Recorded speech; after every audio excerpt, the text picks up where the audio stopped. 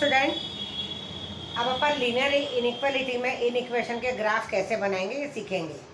तो इसमें एग्जांपल 13 देखो, 5x + 4y is less than और इक्वल टू 40 और x इज ग्रेटर देन और इक्वल टू 2 और y इज ग्रेटर देन और इक्वल टू 3। मतलब ये तीन इन इक्वेशन है अपने पास, ये भी एक इन इक्वेशन है और ये भी एक इन इक्वेशन है।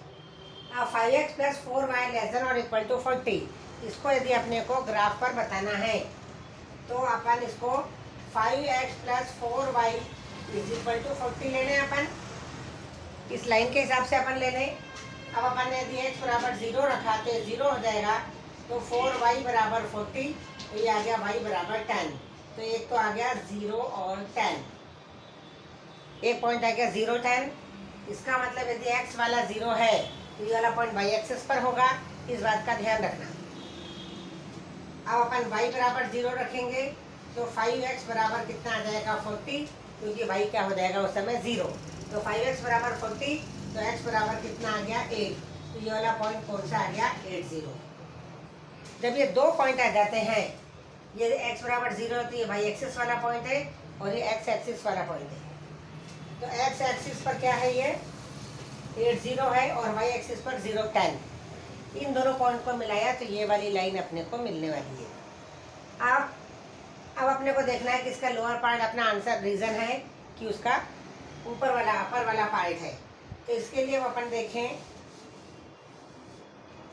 ये x बराबर 5 × 0 + 4 × 0 लेस देन और इक्वल टू 40, ये सही है।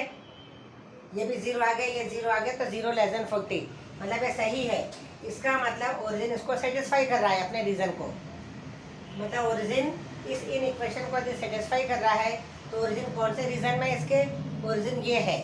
तो ये इस लाइन के क्या है, लोअर पार्ट में है, तो जो लोअर पार्ट होगा वो अपना क्या हो जाएगा, ओरिजिन हो, ये अपना रीजन हो जाएगा। ये आ गया लोअर पार्ट इसका, ठीक है। लोअर पार्ट में आप इधर आगे भी कर दोगे तो चलेगा। अब उसके बाद x बराबर 2 और अब x बराबर 2 वाली अपन लाइन लेते हैं। अब x बराबर 2 का अर्थ है ये y एक्सिस के पैरेलल होगी और 2 से जाने वाली, x बराबर x एक्सिस पर 2 से जाने वाली और y एक्सिस के पैरेलल। तो x बराबर 2 ये रहा और y एक्सिस के पैरेलल ये लाइन इस प्रकार से आ गई। ये हो गई x बराबर 2 वाली लाइन जो कि x के 2 में से जा रही है, और ये होगी y एक्सिस के पैरेलल। अब क्या लिखा हुआ है, x इज ग्रेटर देन 2 है। अब यदि ग्रेटर देन 2 है, ठीक है, तो जरा 0 अपन करके देख लें। 0 ग्रेटर देन 2, ये तो गलत बात हो गई। 0 ग्रेटर देन 2 नहीं हो सकता है, मतलब ये जो ओरिजिन है वो इसके आंसर में नहीं आता है। इसका मतलब ये जो लाइन के जो लेफ्ट पार्ट में ये जो ओरिजिन था ये अपने आंसर में नहीं है, तो इस लाइन का राइट वाला पार्ट अपना आंसर होगा। अब इसका राइट वाला पार्ट मतलब कौन सा, ये वाला, ये हो गया इसका राइट वाला पार्ट, ठीक है। अब उसके बाद y = 3, y = 3 वाली लाइन मतलब y बराबर 3 में से जाने वाली, तो ये y बराबर 3 में से जाने वाली और x एक्सिस के पैरेलल लाइन आ गई। ये लाइन x एक्सिस के पैरेलल है, ये बस ये बात समझ जाना, ये वाली बहुत समझने की बात है। y = समथिंग लिखा है, इसका मतलब ये x एक्सिस के पैरेलल वाली लाइन होगी। तो y बराबर 3 में से गई है और x एक्सिस के पैरेलल आ गई। अब अपने को देखना है y ग्रेटर देन 3 लिखा हुआ है, इसका मतलब क्या हो जाएगा, ये यदि 0 ग्रेटर देन 3 अपन लिखें,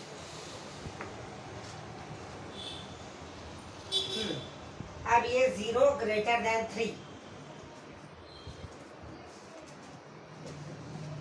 तो अब अपन ये वाली जो लाइन है इसके नीचे वाले साइड में ओरिजिन है, इस लाइन के नीचे वाले साइड में ओरिजिन है, तो इसका मतलब नीचे वाला साइड इसका आंसर नहीं है। इसका मतलब क्या है, ये 0 ग्रेटर देन 3 गलत है, तो ओरिजिन इसके अंदर नहीं आएगा।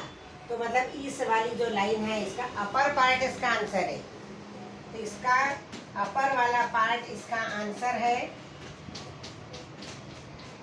अब इन तीनों का कॉमन एरिया कौन सा हो गया? तो अब अपन देख रहे हैं कि इसका ये नीचे वाला भाग था, इसका राइट साइड वाला था और इसका ऊपर वाला साइड था। तो कुल मिला के ये वाला पार्ट अपना आंसर हो गया है। ठीक है, इस प्रकार से कॉमन एरिया अपन देखते हैं। ठीक है, आपको ये तो साइड करना है, ये भी साइड करना है, ये भी साइड करना है, लेकिन उसको आप थोड़े अलग डिजाइन से इसको फिर कर सकते हो कॉमन एरिया को। तो ये क्या हो गया, जो रीजन है ये इस इन इक्वेशन का आंसर है। इसमें जितने भी पॉइंट्स हैं वो सब इसके आंसर हो जाएंगे। अब अपन देखते हैं एग्जाम्पल 14।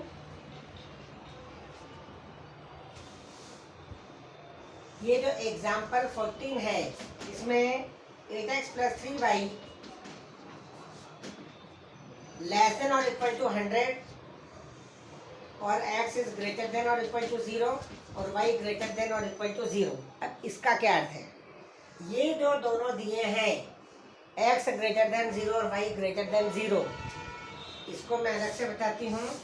ये फर्स्ट क्वाड्रेंट है, ये सेकंड, ये थर्ड और ये फोर्थ क्वाड्रेंट है। 4 क्वाड्रेंट हो गए अपने। पहले वाले क्वाड्रेंट में ये जो x एक्सिस है और ये y एक्सिस है, ये x एक्सिस का ऊपर वाला भाग है 1 2 3, मतलब ये ऐसा कोई पॉइंट जैसे 2 है और y का भी पॉजिटिव वाला है 1 2 3। तो इसमें क्या हो जाएगा, ये दोनों प्लस प्लस वाले पॉइंट आते हैं।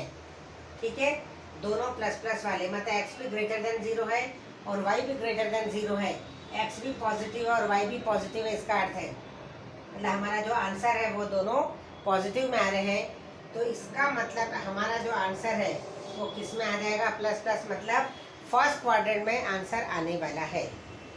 ये जो लाइन है जो भी जाएगी सेकंड, थर्ड और फोर्थ क्वाड्रेंट में अपना आंसर नहीं होगा। अब मान लो ऐसा कोई पॉइंट है, मतलब इसमें क्या हो गया, x ग्रेटर देन और equal to 0, y greater than और इक्वल टू 0।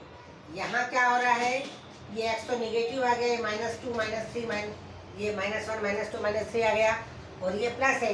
तो x का माइनस है और ये प्लस है, मतलब x लेस देन 0 और y ग्रेटर देन 0। यदि ऐसा है, मतलब इक्वल का निशान चाहे नहीं भी लगाएं, तो x लेस देन 0 और y ग्रेटर देन 0 यदि है, तो इसका मतलब क्या हो गया, हमारा आंसर सेकंड क्वाड्रेंट में आने वाला है। अब अपन इसको देखें तो ये y भी माइनस में आ रहा है और x भी माइनस में इस पॉइंट में। तो ये दोनों क्या हो गए, माइनस माइनस वाले हो गए, मतलब x लेस देन 0 और y लेस देन 0। यदि ऐसा आ गया, ये इस प्रकार के ऑब्जेक्टिव आते हैं कि x लेस देन 0 और y लेस देन 0 है, तो हमारा आंसर कौन से क्वाड्रेंट में होगा? तो ये थर्ड क्वाड्रेंट में हो जाएगा। और अब यहाँ क्या होगा, x तो पॉजिटिव है और y क्या है, निगेटिव। ये +1 +2 और यहाँ से क्या आ जाएगा, माइनस वाला। ठीक है, मतलब जैसे +3 और -2 वाला है मान लो, तो ये +3 वाला हो गया और ये -2 वाला होगा, तो ये पॉइंट आ गया। इस प्रकार से किया जाता है। सबसे पहले ये जब भी क्वाड्रेंट लिखते हैं तो उसमें x क्वाड्रेंट पहले लिखते हैं और y क्वाड्रेंट बाद में लिखा जाता है।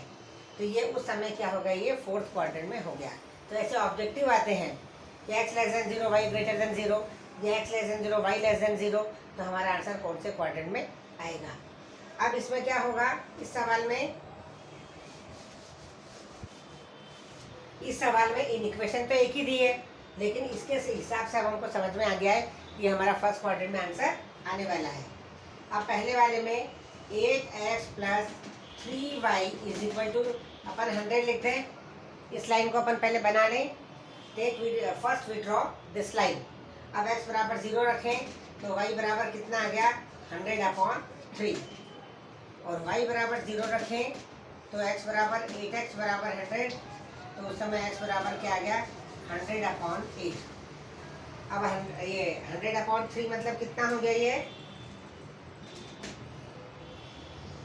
3 पॉइंट समथिंग हो गया। ये 8x + 3y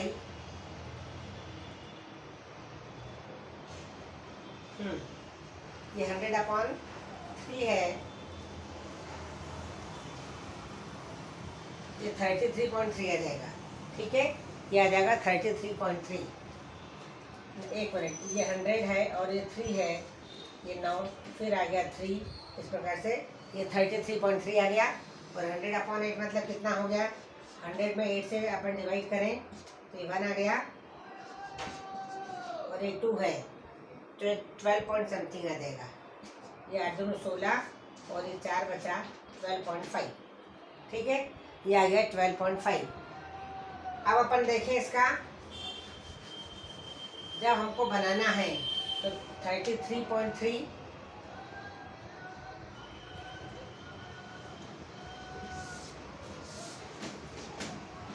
हाँ, ये क्या लिया अपन ने 33 पॉइंट, ये x बराबर 0 लिया तो ये आया था, ये वाला पॉइंट है मान लो 33.3 वाला, और ये वाला पॉइंट है 12.5 और 0 वाला, और ये आ गया 0 और 33 पॉइंट वाला। ये अपन ने इनको ऐसा बनाया। ठीक है, इनको बनाने के बाद ये है ओरिजिन, तो 0 लेस देन 100, 0 प्लस 0 अपन x बराबर 0 और y बराबर 0 रखेंगे तो क्या आ जाएगा? 8 इंटू 0 प्लस 3 इंटू 0, तो 0 लेस देन 100। सही है, ये सही बात है। मतलब जहाँ ओरिजिन है वहीं इसका आंसर है। तो इस लाइन का रीजन तो ये वाला हो गया। ठीक है, लेकिन साथ में क्या बताया गया है? x ग्रेटर देन 0 और y ग्रेटर देन 0। इसका मतलब इसका आंसर फर्स्ट क्वाड्रेंट में ही आने वाला है। तो ये पूरा केवल फर्स्ट क्वाड्रेंट ही हमारा आएगा, इसके बाहर इधर नहीं जाएंगे। तो ये जो पूरा है, ये वाला जो आंसर है, ये हमारा सही रीजन हो जाएगा और ये हमारा आंसर होगा। ये 33.3 थोड़ा सा अपने को क्या करना है, ये 12.5, तो ये अपने को थोड़ा सा अपने हिसाब से ही लेना है। 10, 20, 30 करके उसके हिसाब से इधर 12.5 ले लो, इधर 33.5 ले लो। ठीक है, इस प्रकार से अपने को ये रीजन में आंसर लिखना है।